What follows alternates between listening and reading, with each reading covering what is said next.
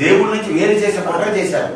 జగన్మోహన్ రెడ్డి కాలంలో హిందువుల్ని ఆలయాలకు రాకుండా చేయాలి. చంటి పిల్లలు తిరుపతి వస్తే చంటి పిల్లలు పాలు ఇచ్చేవారు కాదు. ఇంకొకసారి ఆ చంటి పిల్లలను తీసుకుని ఏమో రాకూడదు. మంచినీళ్ళు ఇచ్చేవారు కాదు. ఖాళీగా ఉన్న ఆ క్యూ కాంప్లెక్స్ లో గొర్రెల మందను పెట్టి తాళాలు వేసినట్టుగా ఖాళీగా ఉన్నా కూడా వదిలేవారు కాదు, విడిచిపెట్టేవారు కాదు. ఖాళీగా ఉంటే విడిచిపెట్టి వాళ్ళ దర్శనానికి, కానీ కాలు పీకేసి నడువులో నలగొట్టేసి విసుగు కొట్టేసి మరి జీవితంలో మరి రాకూడదురా బాబు తిరుపతి, ఈ తిరుమల రాకూడదు అనేటటువంటి కుట్ర చేశారు. ఒకటే కాదు, తాగడానికి నీళ్ళు లేకుండా ఏం చేశారు, తిరుమలలో అసలు ఎక్కడ వాటర్ బాటిల్ ఉండకూడదు అన్నారు. గాజు బాటిల్ తెచ్చుకోవాలండి. గాజు బాటిల్ ఎవరు తెస్తారండి? సరే గాజు బాటిల్ తెచ్చామనుకోండి, ప్రయాణంలో చిరిగిపోవా గాజు గ్లాసు? కనీసం ఇంగిటిగానే ఉండాలా? అంటే మీకే కావాలండి పర్యావరణ పరిరక్షణ, భక్తులకు అక్కర్లేదా? నిజంగా మీరు ప్లాస్టిక్ నిషేధం అనేటప్పుడు మొత్తం భక్తులందరికీ మీరే గాజు గ్లాసులతో నీళ్ళు సప్లై చేయగలిగారా? ఎక్కడ తెస్తారు గాజు బాటిల్తో? ఇలా తాగడానికి నీళ్ళు లేకుండా చేసేయాలి. మరి బాబు తిరుపతి వస్తే తిరుమల వస్తే తాగడానికి నీళ్ళు కూడా ఉండవని ఆయన ఈ వెంకటేశ్వర నమస్కారం రా బాబు అని చెప్పి వెళ్ళిపోవాలి.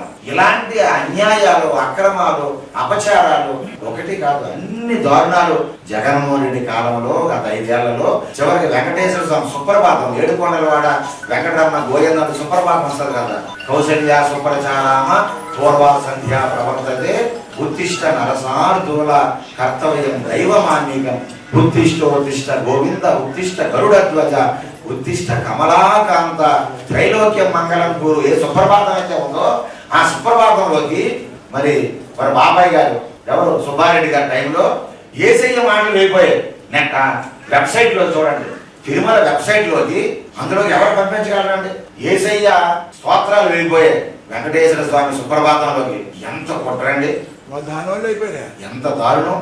కాబట్టి ఈ విధంగా 3 నామాలు పీకేద్దాం అనుకున్నారు. వెంకటేశ్వర స్వామి పెట్టుకుంటే ఊరుకుంటాడా? అదే నా నామాలు పీకేయడం కాదురా, నేను మీరు 2 నామాలు ఉంచుతానని చెప్పి ఏకేసి 11 సెంట్లు ఇచ్చాడు ఆయన. ఎందుకంటే 3 నామాలు తీసేయడం, నన్ను తీసేయడం కాదా, నాకు నామాలు మీకు పీకేస్తానని ఆ పక్కన తీసి 2 నామాలు మిగిలేదు 11 సెంట్లు. ఇంకా అయ్యో తప్పు అయిపోయింది. కరుణాకర్ రెడ్డి గారు మనం మాట్లాడుతున్నారు, మా కింద స్థాయి ఉద్యోగులు కల్తీ చేశారు, మాకు సంబంధం లేదు, కల్తీ చేసిన రోజే గారు అయితే ఈ అపచారం మనం పట్టుకొని చూశారు. వీడియో సీక్రెట్ బయటకు వచ్చారు. వెంకటేశ్వర రప్పించేస్తాడు అది. ఆయన తర్వాత స్వామితో ఆటాడుకుంటే ఎలాగండి? వాళ్ళిద్దరు మాట్లాడుకుంటున్నారు, చాలా అపచారం జరిగిపోయిందని, చాలా తప్పు చేసేవాడిని మనం, ఈ పాప మనకు ఎలా పట్టుకుంటుందో భయం వేస్తుంది అంటుంది రోజా అంటుంటే ఆ పక్కన జ్యోతిరాలో చూడండి. నిజమేనండి, మనం ఏదో బొకాయిస్తున్నాం కానీ మరి ఇదంతా చాలా తప్పు కదా, మన ప్రభుత్వంలో అన్యాయం జరిగిపోయిందని హిందువులు, ఆ ప్రభుత్వంలో హిందువులు చాలా మంది బాధపడుతున్నారు. జగన్మోహన్ రెడ్డిని తట్టుకోలేక విమర్శిస్తే వాడు ఏం చేస్తాడో, ఏం చేస్తాడో అసలు ఆ బాంబుల సంస్కృతి కదా వాళ్ళందరిది.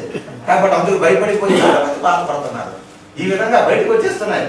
తప్పేమని అనొచ్చు కదా, దాన్ని కట్టిపుచ్చుకొని దాన్ని రకరకాలుగా చేసి చివరికి ఏమంటున్నారు, సాధువులు మనమే దాడి చేశారు, సాధువుల మీద దాడి చేశారు. సాధువులు స్వయం ప్రకటిత స్వాములు, ప్యాకేజీ స్వాములు ఇవ్వండి, బ్లాక్ మెయిల్ చేస్తారు. వీళ్ళ పని పాట ఉండదు, వీళ్ళ గురువులు ఉండరు, పీఠాలు ఉండవు, రకరకాలుగా చాలా మనల్ని కించపరిచి సర్వసంగా పరిచయాలు ఉండే మనల్ని చాలా నిష్ఠూరంగా. అంటే ఆ ప్రభుత్వానికి సాధువుల మీద, హిందూ ధర్మం మీద విశ్వాసం లేని వాడు సాధువుల మీద ఎలా ఉంటుంది? అంతే కదండి, హిందుత్వం మీద విశ్వాసం లేని వాళ్ళకి సాధువుల మీద ఎలా ఉంటుంది? చాలా వల్గర్గా ఘోరంగా మాట్లాడారు. దాన్ని మనం తీవ్రంగా ఖండించాను కూడా. ఇది 20 కోట్ల లడ్డూలు, ఇది కోటండి 20 కోట్ల లడ్డూలు కల్తీ జరిగిపోయింది. అంటే ప్రపంచవ్యాప్తంగా వెళ్ళిపోయింది. ఆ వెంకటేశ్వర స్వామి దయమాన మీద ఉన్నది. లేకపోతే కెమికల్ కలిపినటువంటి లడ్డూలు చంటి పిల్లలు కానీ పెద్దవాళ్ళు కానీ ఎవరైనా జరగకూడదు లక్షల మందికి జరిగితే భారతదేశంలో హిందువులు ఏమవుతారు? నిజంగా స్వామివారు ఈ దుర్మార్గులు చేసినటువంటి పాపాన్ని ఆయన స్వీకరించి ప్రసాదం తిన్నవారికి ఏమీ అవ్వకుండా కాపాడగలిగాడు వెంకటేశ్వర.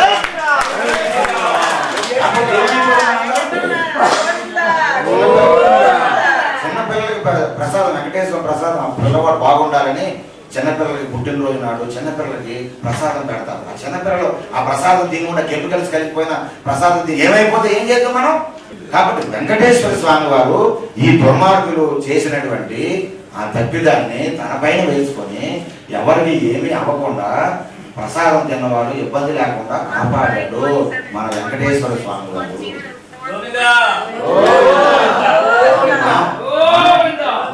ఖచ్చితంగా వెంకటేశ్వర స్వామి శిక్ష వాళ్ళకి వేస్తాడు. ఆల్రెడీ శిక్ష కూడా వేసాడు. అయినా వాళ్ళకి బుద్ధి రాలేదు, ఇంకా పరివర్తన రాలేదు. ఆ డాంబికాలు, అహంకారము, ఆ గర్వము ఇంకా చూపెడుతున్నారు. హిందూ సమాజాన్ని ఏమనుకుంటున్నారు? సగం మంది హిందువులు మా పక్షాన ఉన్నారు, హిందువులు కలిసి ఉండరు, ఒక్కొక్క పార్టీ విడిపోయి ఉన్నారు. అంతే కదా, మన హిందువులు కలిసి ఉంటారండి.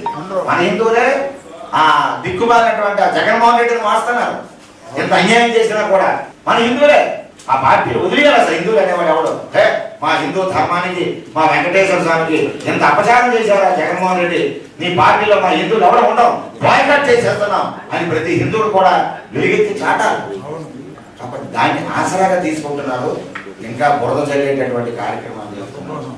కాబట్టి ఈ సందర్భంగా మనం ఎందుకు కలిసామంటే అపచారం జరిగిపోయింది, అరిష్టం జరిగిపోయింది.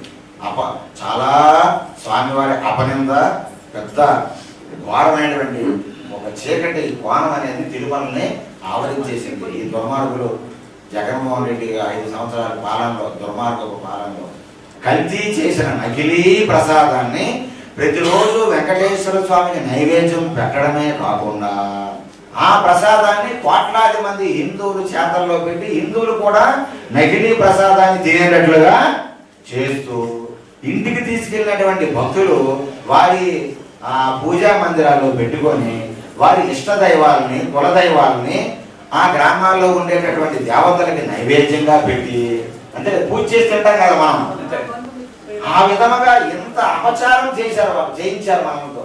కాబట్టి దేవుడికి నైవేద్యం పెట్టడమే, పెట్టించడమే కల్తీ లడ్డూల్ని గత ప్రభుత్వం మహాఘోరమైనటువంటి అపచారం. అలాగే ప్రతిరోజు స్వామికి మనం గుడికి వెళ్ళి కొబ్బరికాయ కొడితే, కొబ్బరికాయ కుళ్ళిపోతే అంత బాధపడిపోతాం మనం. కొబ్బరికాయ కుళ్ళిపోయిందంటే అది అయిపోయింది, మళ్ళీ కొబ్బరికాయ తెచ్చి మంచి కొబ్బరికాయ కొట్టినంత వరకు మన గుండె కడకడకడమని చాలా బాధపడిపోతాం. దేవుడికి నైవేద్యం పెట్టాలంటే మంచి పళ్ళు పెడతాం.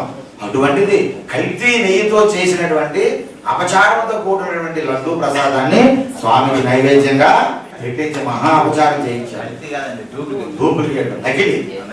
నకిలీ. ఓం శ్రీ వెంకటేశాయ నమః. ఓం శ్రీ గణపతి నమః. శ్రీ గురుభ్యో నమః.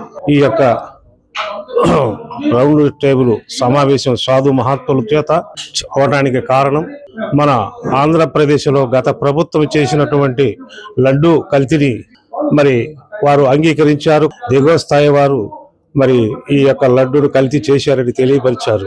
గత ప్రభుత్వం ముఖ్యమంత్రి హిందువుల యొక్క మనోభావాలను చెడగొట్టడానికి ఆయన నేను హిందువును కాదు, నేను క్రిస్టియన్స్, 4 గోడల మధ్యన బైబిల్ చదువుకుంటానని తిరుపతిలో అలిపిరి వద్ద వచ్చి వెనక్కు తిరిగి వెళ్ళిపోయి మళ్ళీ ప్రెస్ మీట్ పెట్టి తెలియజేసినటువంటి సందర్భం మేము అక్కడ ఉన్నాం కాబట్టి చెప్తున్నాను. మరి వారిని మంచిగా మానవుడిగా మాధవుడిగా మారుతాడని మేము కోరుకుంటున్నాము అందరము. అతను క్రిస్టియన్స్ అనేటువంటిది తెలియపరిచాడు కాబట్టి క్రిస్టియన్స్ మీద అతనికి ఉన్నటువంటి నమ్మకము హిందువుల మీద లేదని మనకు అర్థమైపోయింది. ఎందుకంటే దేవాలయాలు, గుళ్ళ మీద కూడా చాలా దాడులు జరిగాయి. పాలకొల్లులో కూడా బ్రాహ్మణులను హింసించి వాళ్ళని కొట్టడం కూడా జరిగింది. వాళ్ళు వచ్చి మమ్మల్ని బాధపడి మమ్మల్ని కూడా ఆహ్వానించి శాంతి మంత్రాన్ని చెప్పండి స్వామి, సాధువులందరూ కూడా మాకు శాంతి కలగాలని, మన రాష్ట్రం శాంతియుతంగా ఉండాలని కోరుకుంటే అక్కడికి కూడా వెళ్ళి మేమంతా శాంతి మంత్రాలు చెప్పి రామనామాన్ని స్మరించి చేశాము. మరి గత ముఖ్యమంత్రి అతను క్రిస్టియన్స్ కాబట్టి క్రిస్టియన్స్ మీద ఉన్నటువంటి మమకారం హిందువుల మీద లేదని మనకు రాష్ట్ర ప్రజలకు, భారతదేశం మొత్తానికి తెలిసిపోతున్నది. మరి రాష్ట్రంలో ఉన్న హిందూ ప్రజలు అందరూ కూడా గుర్తించి ఏది మనకు అవసరమో, ఏది ధర్మమో ఆ ధర్మాన్ని మనం స్వీకరించి మరి మంచి ధర్మాన్ని ఉండేటువంటి ప్రభుత్వాలనే ఎన్నుకున్నామని నేను తెలియజేస్తున్నాను. ఇది ఒక భగవంతుడిని పట్టుకొని మనం భగవంతుని జీవన తత్వంలో ప్రయాణించడానికి దేవుడు అనేటువంటి ఒక సిస్టంలో మనం ప్రయాణం చేస్తున్నాం. అటువంటి మన ఏడుకొండల స్వామి వెంకటేశ్వర స్వామి యొక్క దేవస్థానంలో పూర్వంలో జరిగినటువంటి ఈ లడ్డు అవకతవకలు ఏవైతే ఉన్నాయో అవి ఎన్నో రకాలుగా ఉండేటువంటి భక్తుల యొక్క మనోభావాలని అది చంపినట్టే ఒక రకంగా చెప్పుకోవాలంటే. ఈ తప్పుకి ఎవరైతే కారకులై ఉన్నారో అటువంటి వాళ్ళని ప్రభుత్వం తరపున తీసుకొచ్చి కొంచెం కఠినంగా శిక్షిస్తే ఆ తప్పుని రెండోసారి ఇంకొకళ్ళు ఎవరు చేయకుండా కూడా ఉండటానికి అవకాశం ఏర్పడుతుంది. ఎందుకంటే తప్పు జరిగింది, దాన్ని సరిదిద్దుకొని మళ్ళీ రెండోసారి ఇటువంటిది, ఎందుకంటే అందరం దైవభక్తులమే కాబట్టి ఇటువంటి తప్పు అనేది రెండోసారి జరగకుండా, ఎందుకంటే ఒక భక్తుల మనోభావాలు దెబ్బతినకుండా ఉండటానికి ప్రయత్నం చేద్దామని సెలవు తీసుకుంటున్నాం.